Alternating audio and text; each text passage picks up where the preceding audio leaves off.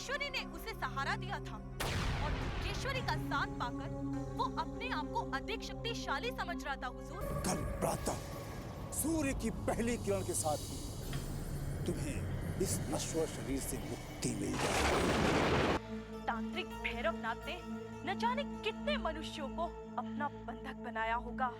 आओ महारथी, आओ और हमारे महान गुरुदेव के चरणों में अपना जीवन समर्पित कर दो। किंतु उससे पूर्व तुम्हें रूपनगर के जंगलों में उत्पात मचा रहे उन युवराजों को समाप्त करना है जो हमारा अधिकार छीनने का स्वप्न देख रहे हैं। अरे जिस तांत्रिक को हम महाशक्तिशाली समझ के उनके आदेश का पालन कर रहे थे, अरे यहाँ तो उसका भी गुरु बैठा हुआ है। तुम ठीक कह रहे हो सरावर।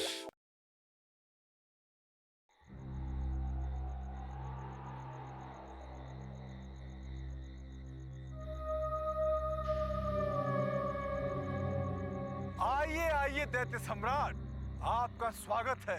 हमें तो अपने नेत्रों पर विश्वास ही नहीं हो रहा है कि इतना शीघ्र पुनः आपके दर्शन हो गए। ये क्या कह रहे हैं आप? मैं तो केवल एक साधारण पथिक हूँ, आप मुझे इतना सम्मान कर रहे हैं। नहीं दैत्य सम्राट, आप एक साधारण पथिक नहीं बल्कि एक महान दैत्य आत्मा है महाराज। अब हम समझे हमारे दोनों दास किसकी बात कर रहे थे। अवश्य ही वो आपके दर्शन करके लौटे होंगे। बाबा, मैं कुछ समझा नहीं, आप किसकी बात कर रहे हैं? मैं तो कई दिनों से किसी से मिला भी नहीं। आपके रहस्यों को समझना बहुत ही कठिन है दैत्यराज। हम अपने शिष्यों की बात कर रहे हैं। थोड़ी देर ही पहले वो आपके दर्शन करके लौटे हैं। मेरा दर्शन करके? अब सेवक की अधिक परीक्षा ना ले महाराज। आप कब क्या करेंगे आपके अलावा और कोई नहीं जान सकता है। आप ही हमारे भविष्य हैं और आप ही हमारे भगवान हैं। बाबा, जब आप पहले भी मुझे मिले थे तो इसी प्रकार सम्मान दे रहे थे। मैं तो केवल एक साधारण पथिक हूँ। ये कहकर आप हमें लज्जित मत कीजिए महाराज। आपकी महिमा स्वयं आप ही जानते हैं। आप हमें बाबा नहीं अपना दास कहिए।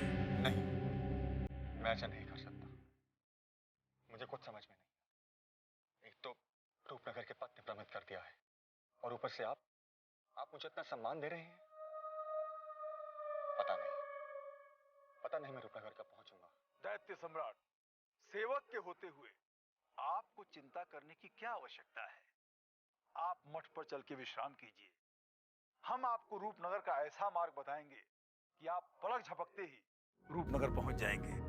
हमारा विश्वास कीजिए, रूपनगर के सारे मार्ग हमारी दृष्टि में बसे हुए हैं।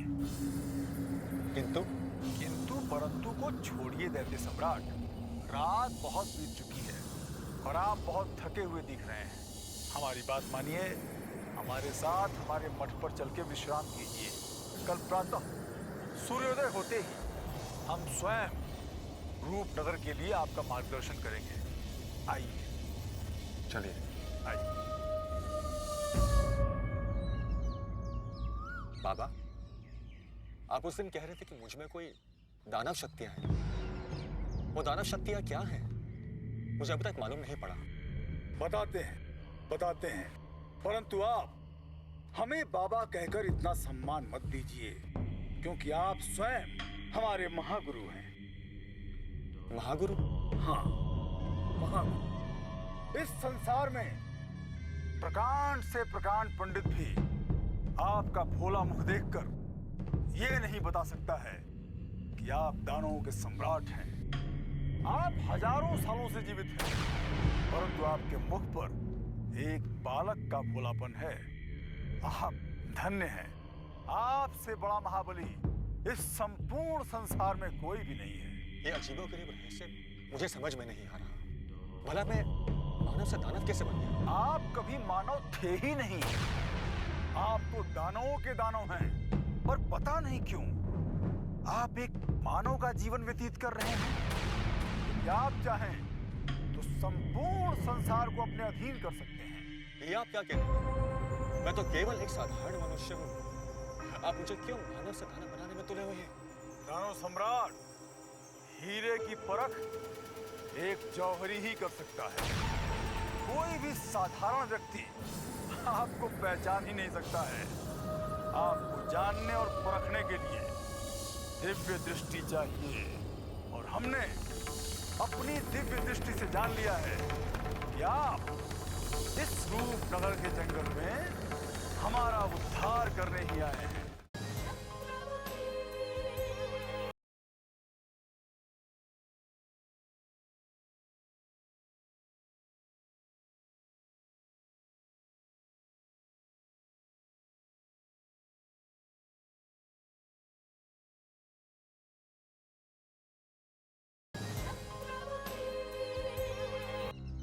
नहीं, मैं किसी का उद्धार करने नहीं आया। मैं तो केवल अपनी माँ को दिया हुआ वचन पूरा करने आया हूँ। क्या? माँ को दिया वचन पूरा करने आए हैं? धन्य है आपकी मातृभक्ति। दानव सम्राट होते हुए भी आप एक मानवी को सम्मान दे रहे हैं जिसने आपको जन्म दिया है। दानव होते हुए भी आप अति कोमल हैं। यदि आप अपने वचन का रहस्य हमें बता दें तो हम आपकी उचित सहायता भी कर सकते हैं। चंद्रमुखी के राज्य से मुझे वो फूल लेके जाना है जिससे मेरे पिताश्री की दृष्टि वापस आ सकती है। मेरे पिताश्री अलकापुरी नरेश है। अगर मैं वो फूल वापस ले गया तो मेरा जीवन धन्य हो जाएगा, अन्यथा मेरा जीवन व्यर्थ है। आपका जीवन कभी भी व्यर्थ नहीं हो सकता है दानव सम्राट। हम आपको विश्वास दिलाते हैं, चंद्रमुखी का फूल आपको अवश्य प्राप्त होगा। मैं केवल इतना जानता हूँ कि मुझे अपने पिताश्री की दृष्टि वापस लौटानी है और अपनी माँ को दिया हुआ वचन पूरा करना है। निश्चिंत रहिए, आपका वचन अवश्य पूर्ण होगा। धन्य है वो माँ जिसकी कोख से आप जैसे दैत्य सम्राट ने जन्म लिया है। हम उस महान माँ को कोटि कोटि नमन करते हैं।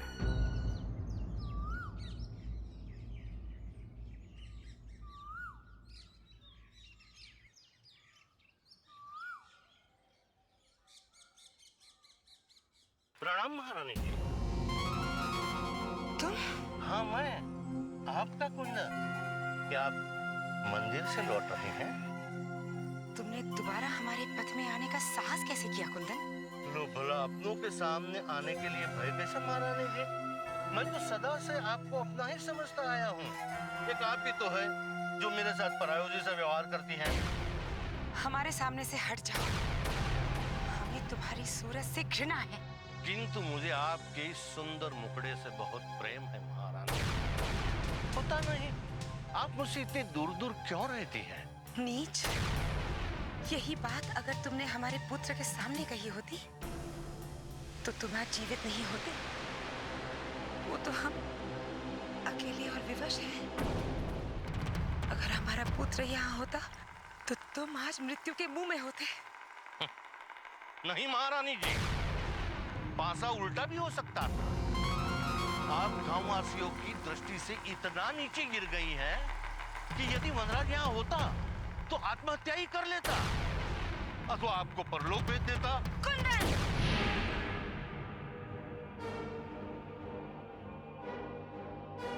महारानी के साथ ये दुष्ट कुंदन क्या बातें कर रहा है?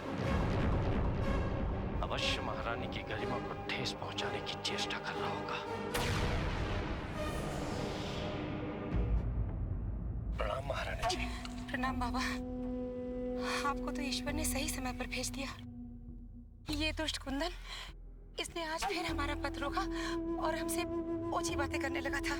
कुंदन, हमने तुम्हें पहले भी चेतावनी दी थी, तुम नहीं सुधरोगे। यदि इस तरह तुम्हारा निष्ठापूर्ण कार्य चलता रहा तो तुम्हें नरक में भी स्थान नहीं मिलेगा। राम राम राम राम राम देवधर बाबा, ये आप क्या कह रहे हैं? मैं कई दिनों से महारानी जी से मिला भी नहीं था। आज महारानी जी को देखा तो मानवता के नाते हालचाल पूछने चला आया देवधर बाबा। ये झूठ कह रहा है देवधर बाबा। इसने अभी अभी हमसे ऐसी बातें की है जो हम आपसे कह भी नहीं सकते। यदि आज के पश्चात तुमने महारानी की ओर अपने नेत्र उठाकर देखने का प्रयास किया कुंदन, तो तुम सदा सदा के लिए भस्म हो जाओगे। चलिए महारानी जी, इन नीच लोगों से दूर रहना ही अच्छा। आइए।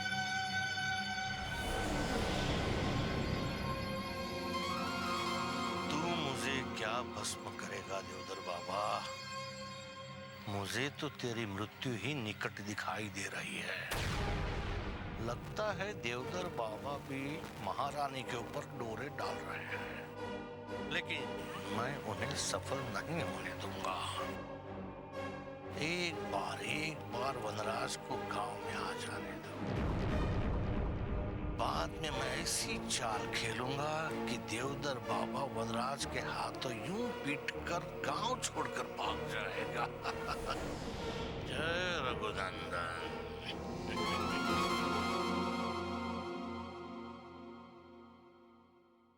हम बहुत थक चुके हैं बाबा। हमारी ये हालत हमसे देखी नहीं जाती। हमने सोचा है कि ये गांव हम छोड़ देंगे। ये आप क्या कह रहे हैं महारानी जी? एक तुष्ट के लिए आप गांव क्यों छोड़ना चाहती हैं?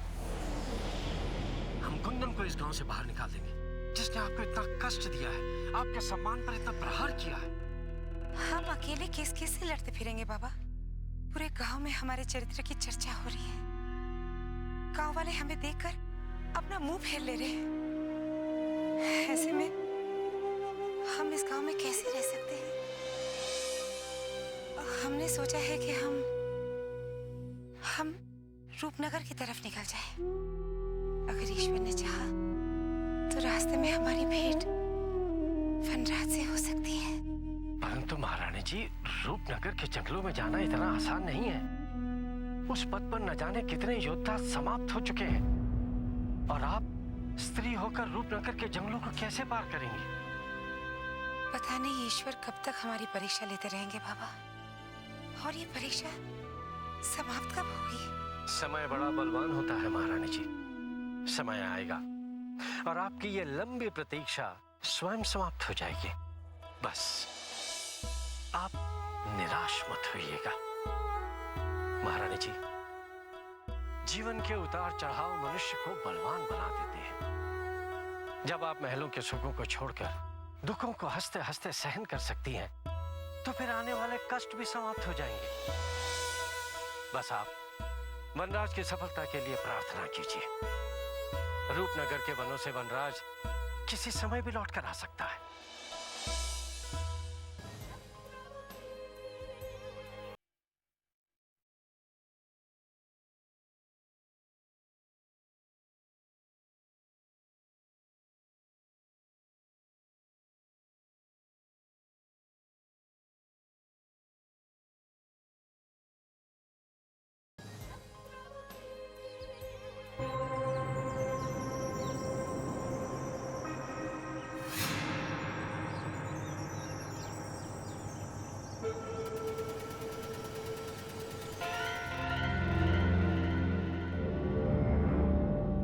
युवती मुझसे पहले भी मिल चुकी है।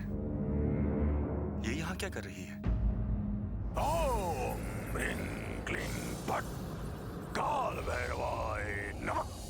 जय ओम ह्रीं क्लीं फट् कंकालाय जय महाकाल। कौन है? कौन है जिसने हमारी तंत्र साधना में विघ्न डालने का दुस्साहस किया है? कौन है? कौन है?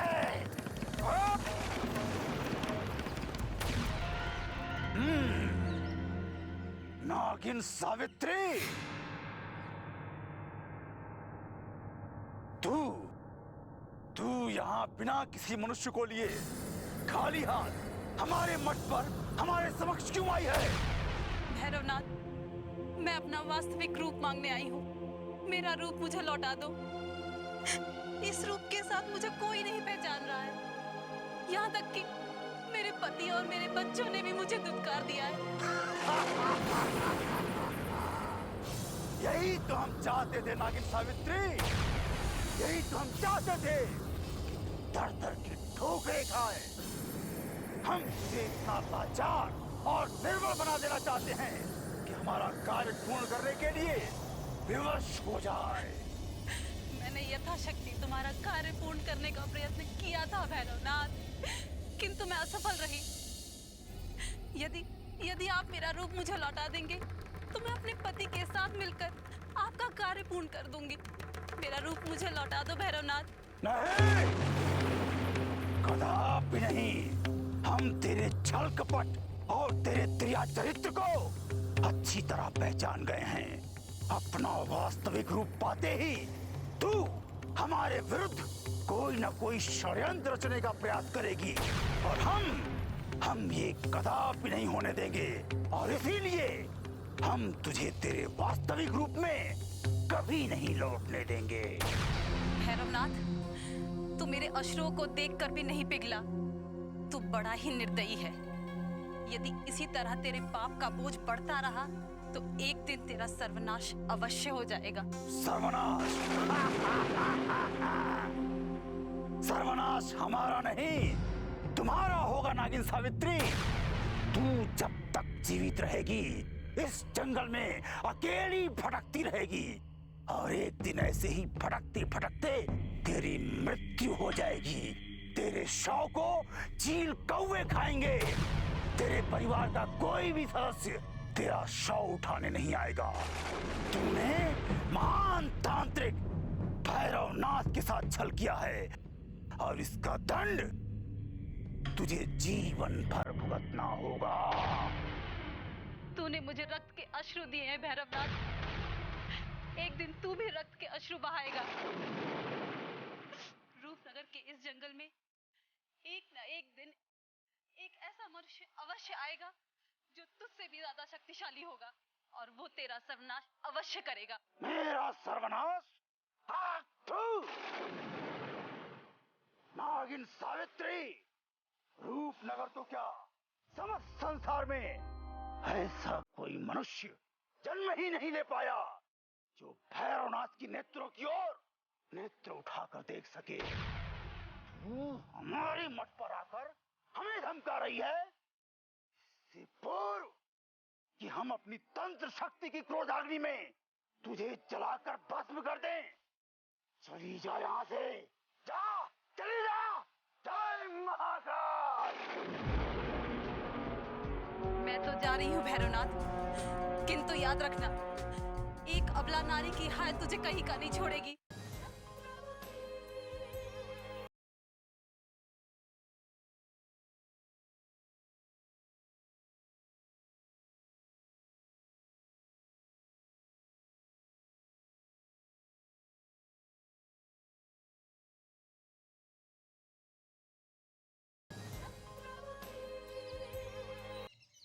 आप आ गए दैत्य सम्राट। आप ही की प्रतीक्षा थी। आइए, विराजिए।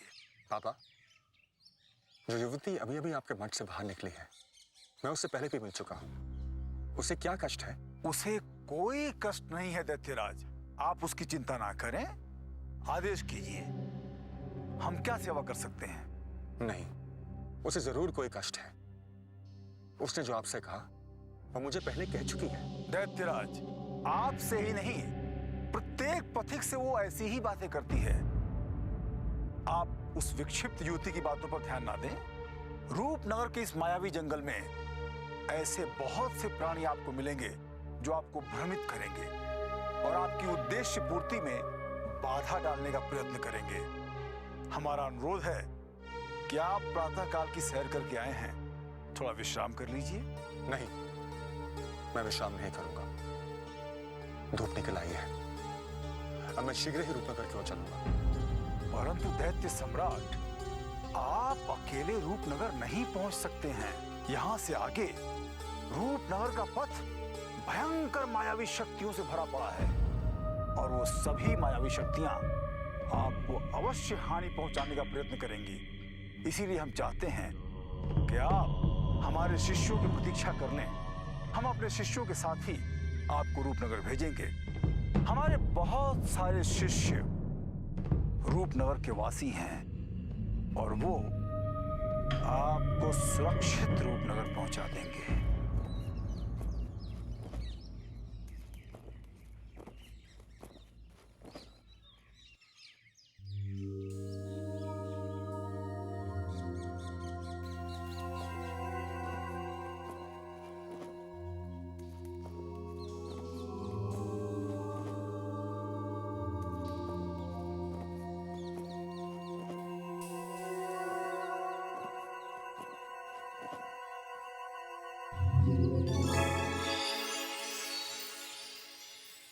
रुकिए लोहा सिंह जी,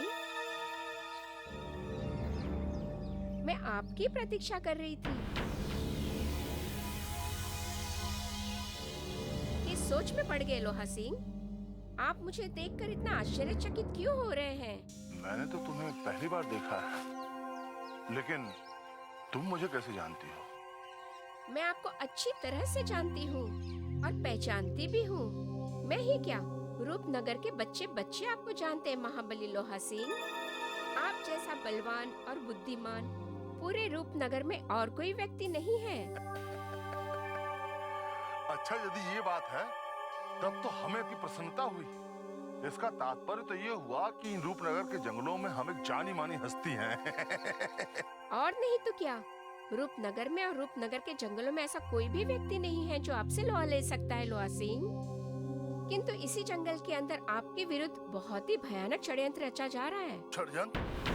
कौन है वो भागा जिसने महाबली लोहा सिंह के विरुद्ध षड्यंत्र रचने का दुस्साहस किया है? किसे मृत्यु ने न्योता दिया है जो उसने महाबली लोहा सिंह को ललकारा है? आपके विरुद्ध षड्यंत्र रचने वाला और कोई नहीं है, वही तांत्रिक भैरवनाथ है, जिसके लिए आप मनुष्य पकड़ पकड़ कर लाते थे। वही तांत्रिक भैरवनाथ आपको षड्यंत्र के जाल में फंसाकर विनाश करना चाहता है। अभी भी वो अपने मठ पर ही बैठा होगा और कोई चाल चल रहा होगा। तुम जिसे तांत्रिक भैरवनाथ समझ रही हो, वो तांत्रिक भैरवनाथ का प्रतिरूप है। वो तांत्रिक भैरवनाथ नहीं, कोई बहरूपिया है जो हमारे गुरुदेव का मुखौटा ओढ़े बैठा है। हाँ, वो एक बहरूपिया है, लेकिन आपको कैसे पता चल गया? मुझे यहाँ की अचूक सूचनाएं पहले ही प्राप्त हो जाती हैं। मैं आज उस बहुरूपीय तांत्रिक को ऐसा दंड दूंगा कि दोबारा कभी वो रूपनगर के जंगलों की ओर आने का दुस्साहस भी नहीं कर पाएगा। मैं उस दुष्ट तांत्रिक का सिर काट के रूपनगर ले जाऊंगा और गुरुदेव रणवीर सिंह जी के चरणों में समर्पित कर दूंगा। आपके बल पे मुझे पूरा विश्वास है। इसके पूर्व कि वो तांत्रिक अपने उद्देश्य में सफल हो जाए, आप तत्काल मठ पर जाइए और उसे मृत्यु के घाट उतार दीजिए। मैं अभी मठ पर जाता हूँ और दुष्ट तांत्रिक का मस्तक कुचल देता हूँ।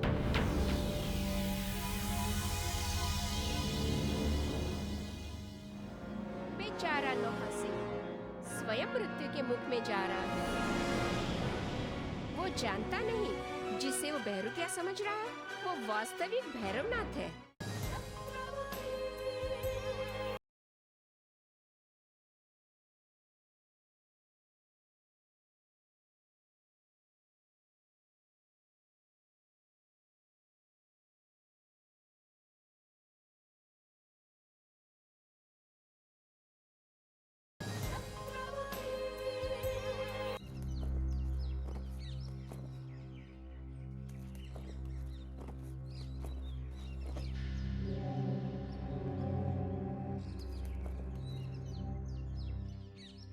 बाबा,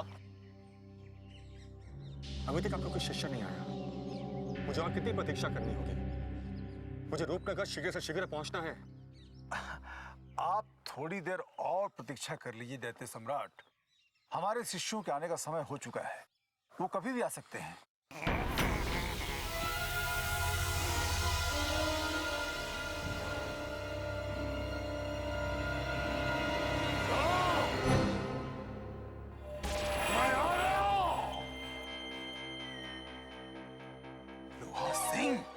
कहाँ चले गए थे तुम? हम और दानव सम्राट कब से तुम्हारी प्रतीक्षा कर रहे हैं। देखते नहीं दानव सम्राट कितने व्याकुल हैं। उन्हें शीघ्र अतिशीघ्र रूपनगर पहुंचना है। जाओ और उन्हें रूपनगर छोड़कर तत्काल हमारे पास वापस आ जाओ। यदि मैं तेरा आदेश मानने से मना कर दूं तो तू मेरा क्या कर लेगा बहुरूपिया तांत्रिक? क्या कहा? बहुरूपिया तांत्रिक? हमारे आदेश की अवहेलना करने का तुझमें साहस कहां से आया? यदि तत्काल तूने हमारे आदेश का पालन नहीं किया तो हम तुझे भस्म कर देंगे। अरे तू बता कि मेरे गुरुदेव का रूप धारण का दुस्साहस तूने कैसे किया? हमारे गुरुदेव का रूप? कैसी बहकी बहकी बातें कर रहे हो लोहा सिंह? हम स्वयं हैं तुम्हारे गुरु तुम्हारे समक्ष, तुम्हारे प्रत्यक्ष, फिर तुम किस गुरु की बात कर रहे हो? तू मेरा गुरुदेव है। तू मेरा गुरुदेव है। मैं बताता हूँ मेरा गुरुदेव कौन है।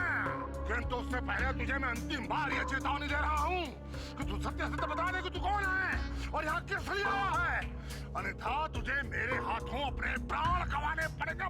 मूर्ख! भैरवनाथ को चेतावनी दे रहा है? उस महान भैरवनाथ को चेतावनी दे रहा है जिससे सारा संसार भय खाता है। अवश्य ही तेरी मति मारी गई है या इस मायावी जंगल की किसी मायावी शक्ति ने तुझ पर प्रभाव डाल दिया है। आज तूने अपने स्वामी को ललकारा है, तेरी इस धृष्टता का दंड हम तुझे अभी देते हैं। तू मुझे क्या दंड देगा? उससे पहले मैं तुझे दंड देता हूँ। तुझे सदैव के लिए मृत्यु की नींद में सुला देता हूँ बहुरूपिया।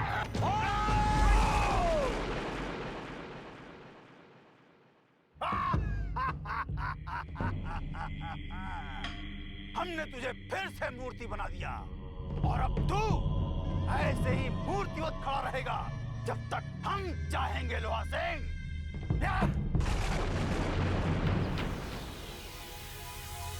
हम क्षमा चाहेंगे दैत्य सम्राट। ये सब हो क्या रहा है? मुझे कुछ समझ में नहीं आ रहा। परंतु हम सब समझ गए हैं दैत्य सम्राट। कोई है जो हमारे विरुद्ध षड्यंत्र रच रहा है, अन्यथा लोहा सिंह हमारा दास, हमारा शिष्य हमसे इतने ऊंचे सुर में बात नहीं करता। मेरा बहुत समय नष्ट हो चुका है, अब मुझे रूपनगर की ओर अकेले ही प्रस्थान करना होगा। नहीं दैत्य सम्राट, नहीं, हम आपको अकेले रूपनगर नहीं जाने देंगे। और जब तक इस षड्यंत्र का पता नहीं चल जाता रूपनगर के इस मायावी जंगलों में, हम आपको अकेला नहीं छोड़ सकते हैं। क्योंकि यदि आपके साथ कोई दुर्घटना हो गई तो हमारा तो सर्वनाश हो जाएगा। आप हमारा विश्वास कीजिए, हमारे अन्य बहुत से प्रिय शिष्य हैं। जैसे ही हमारा कोई प्रिय शिष्य आता है, हम उसके साथ आपको रूपनगर भेज देंगे। परंतु इसके पूर्व हमें उस षड्यंत्रकारी का पता लगाना है जिसने हमारे शिष्य को बहकाया है। तुम चिंता मत करो दुर्गेश्वरी, वैद राजकुंवर के प्राणों को बचाने के लिए भरपूर प्रयत्न कर रहे हैं। यदि कुंवर को कुछ हो गया तो हम स्वयं को कभी माफ नहीं करेंगे। कुंवर को कुछ नहीं होगा दुर्गेश्वरी। जब रूपनगर की मायावी शक्तियां भी मिलकर उनका कुछ नहीं बिगाड़ सकी तो भला सूर्य प्रताप के खंजर का एक वार उनका क्या बिगाड़ सकता है? मत लो उस दुष्ट का नाम मेरे सामने जिसने अपने ही भाई का रक्त बहा दिया। यदि वो कुंवर का भाई नहीं होता तो मैं उस सूर्य प्रताप को उसी वक्त धरती में गाड़ देती जब उसने खंजर चलाया। हम कुंवर विजेंद्र प्रताप सिंह को संभालने की शीघ्रता में थोड़ी सी चूक कर बैठे दुर्गेश्वरी। इसी का लाभ उठाकर सूर्य प्रताप सिंह हमारा घेरा तोड़कर बच निकला। लेकिन कब तक भागता फिरेगा वो? दुर्गेश्वरी की दृष्टि उस अंधेरे में भी ढूंढ निकालेगी। वो दुष्ट जिस भाई को खोजने का नाटक कर रहा था, वास्तव में उसी भाई की हत्या करने के लिए वो रूपनगर के इस जंगल में आया था। ये बात अब मेरी समझ में आ गई है। इसका तात्पर्य यह हुआ कि सूर्य प्रताप अपने भाई को मारने के पश्चात उनकी राजगद्दी हासिल करना चाहता है, किंतु उसका यह स्वप्न कभी पूरा नहीं होगा। हम सबकी प्रार्थना से कुंवर के प्राण अवश्य वापस आ जाएंगे दुर्गेश्वरी। यदि ईश्वर ने मेरी प्रार्थना नहीं सुनी तो मैं समस्त मर्यादा तोड़कर उस सूर्य प्रताप को खोजकर उसके शरीर के टुकड़े टुकड़े कर दूंगी। ये दुर्गेश्वरी की प्रतिज्ञा है।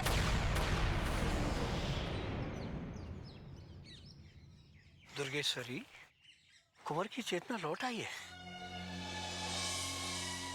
आपने मेरे कुंवर को बचा दिया। आपका बहुत बहुत धन्यवाद। कुंवर, तुम ठीक हो? हमें क्या हुआ दुर्गेश्वरी? हम सकुशल हैं, किंतु तुम इतनी चिंता में क्यों? सूर्य प्रताप ने तुम पर आक्रमण किया था, तुम्हें कुछ याद नहीं है? कुंवर, तुम्हारे दुष्ट भाई ने तुम पर खंजर से आक्रमण किया था।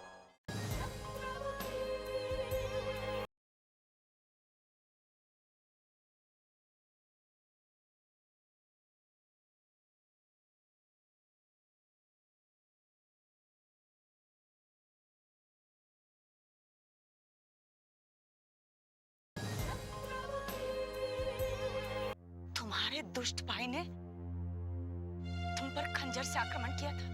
दुर्गेश्वरी, ये तुम कैसी बातें कर रही हो? जो भाई हमें खोजते खोजते रूपनगर के इन मायावी जंगलों में चला आया, जिसने हमें बचाने के लिए अपने प्राणों की चिंता नहीं की, भला वो हमें कैसे मार सकता है? उसने तुम पर खंजर से आक्रमण किया था, ये मैंने अपने नेत्रों से देखा है। दुर्गेश्वरी, वो तुम्हारे नेत्रों का भ्रम था। जिसे तुमने देखा था वो कुंवर सूर्य प्रताप सिंह नहीं, कोई और था। कोई और? कदापि नहीं। उसने तुम पर खंजर से आक्रमण किया, ये मैंने और मेरे साथी डाकुओं ने देखा है। यदि तुम्हारा उसके साथ रक्त का संबंध नहीं होता तो खंजर उठाने से पहले ही मैं उसका रक्त बहा देती। नहीं दुर्गेश्वरी, हमारे भाई के लिए इतने कड़वे शब्द मत बोलो। दुर्गेश्वरी, जिसने हमें मारने का साहस किया वो सूर्य प्रताप सिंह नहीं, अभी तो रूपनगर की कोई मायावी शक्ति है। रूपनगर के इन जंगल में दुर्गेश्वरी की जिंदगी कट गई है। इन मायावी शक्तियों को देखते और परखते वो कोई मायावी शक्ति नहीं थी। तुम अपने भाई को बचाने की चेष्टा कर रहे हो। इतिहास गवाह है कुंवर कि राजगद्दी के लोभ में अनेक पुत्र ने अपने पिता पर संहार किया है। एक भाई ने भाई का शीश काटा है। इस सूर्य प्रताप ने भी विजयगढ़ की राजगद्दी के लोभ में तुम पर आक्रमण किया था। शुक्र है कि तुम सुरक्षित हो, नहीं तो मैं उस सूर्य प्रताप को कभी जीवित नहीं छोड़ती। हम पूर्ण विश्वास के साथ फिर से दोहरा रहे हैं दुर्गेश्वरी, हमारे भाई सूर्य प्रताप सिंह निर्दोष। यदि सूर्य प्रताप निर्दोष है तो जिसने तुम पर आक्रमण किया वो दोषी कौन था? दुर्गेश्वरी, अवश्य ही वो कोई रणवीर सिंह की मायावी शक्ति थी, जिसने हमारे भाई का भेष धारण करके हमें मारने का प्रयत्न किया।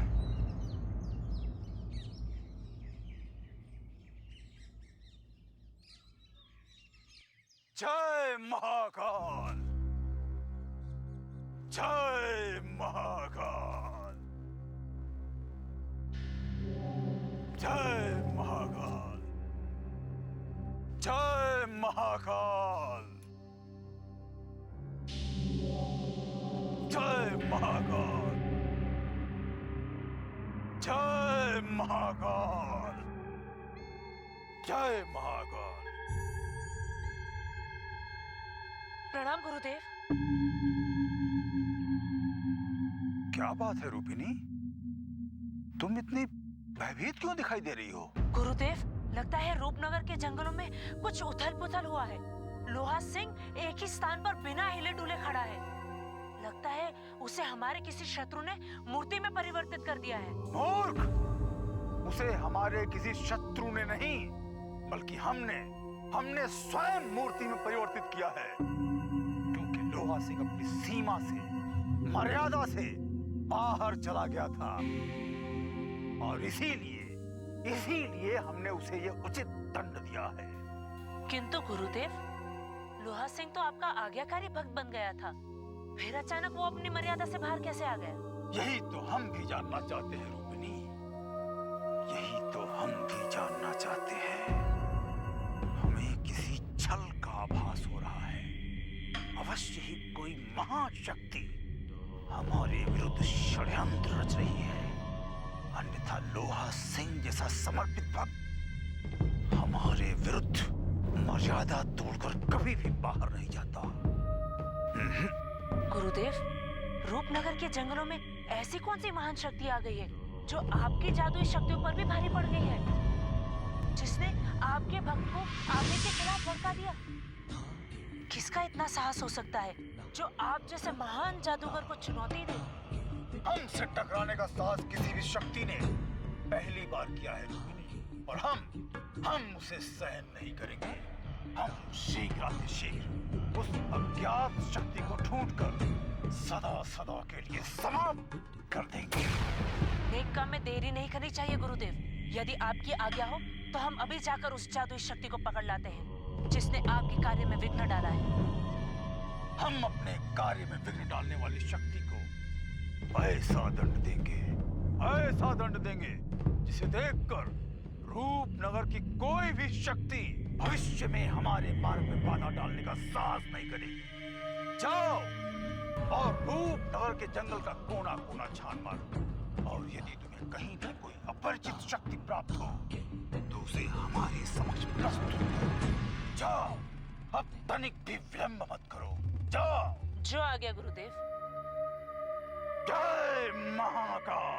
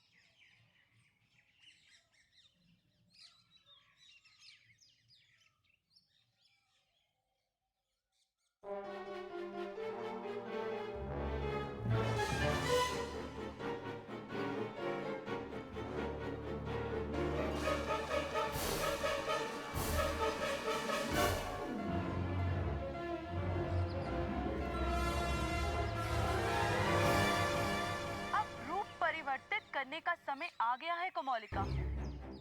देखती हूँ ये अपने गुरुदेव के आदेश का पालन कैसे करती है। कोमोलिका, तुम यही कहीं छुपकर खड़ी रहो, मैं भैरवनाथ की शिष्या से निपट कर आती हूँ।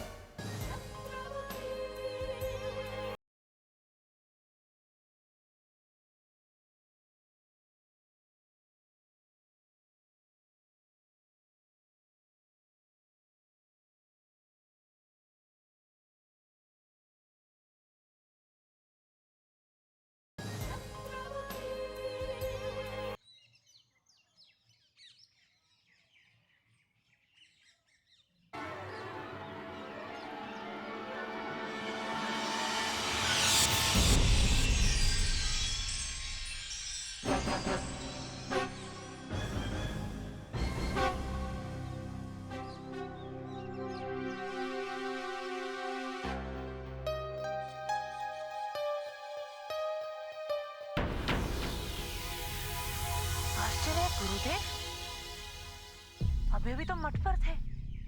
गुरुदेव, गुरुदेव। रूपिणी, तुम यहाँ? हमने जो आवश्यक कार्य तुम्हें दिया था उसे छोड़कर तुम यहाँ क्या कर रही हो? गुरुदेव, हम तो आपका ही कार्य करने निकले थे, किंतु अभी तो आप मठ पर थे। फिर अचानक यहाँ यही देखकर तो हम आश्चर्यचकित रह गए। यही तो हमारा चमत्कार है रूपिणी। हम अपनी जादुई शक्ति से जहां चाहें प्रकट हो सकते हैं। तुम्हें विदा करने के पश्चात हमें ऐसा आभास हुआ कि कोई बहुरूपिया है जो हमारा रूप धारण करके रूपनगर के जंगलों में भटक रहा है। हम उसे ढूंढने ही यहाँ चले आए हैं। आपका बहुरूपिया? हम समझे नहीं गुरुदेव। हाँ, बहुरूपिया कोई है जो हमारा रूप धारण करके हमें ही छलने का प्रयत्न कर रहा है। यदि तुम्हें कोई हमारे रूप में दिखाई दे जाए तो तुम उस पर टूट पड़ना और उसे पकड़कर तत्काल हमारे समक्ष प्रस्तुत करना। जो आ गया गुरुदेव, हम आपके बहुरूपे को देखते ही आपके समक्ष ले आएंगे। ठीक है, अभी हम उत्तर दिशा की ओर जा रहे हैं। हमारी अनुपस्थिति का लाभ उठाकर वो बहुरूपिया तुम्हारे मठ पर अधिकार प्राप्त करने का प्रयास कर सकता है। यदि वो तुम्हें मठ के आसपास दिखाई दे जाए तो उस पर विश्वास मत करना। आप चिंता मत कीजिए गुरुदेव, यदि वो बहरूपिया हमें दिखाई दिया तो हम उसे मार मार कर भगा देंगे। रूपिणी, हमें तुम पर पूर्ण विश्वास है। फिर भी यदि तुम उसके समक्ष निर्बल पड़ने लगो तो हमें याद करना।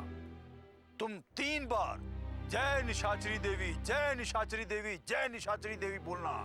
हम जहां कहीं भी होंगे तुम्हारे समक्ष तत्काल प्रकट हो जाएंगे। जो आ गया गुरुदेव। जाओ, तुम यहाँ से शीघ्र चली जाओ और हमारे यहाँ लौट कर आने तक हमारे मठ का ध्यान रखना।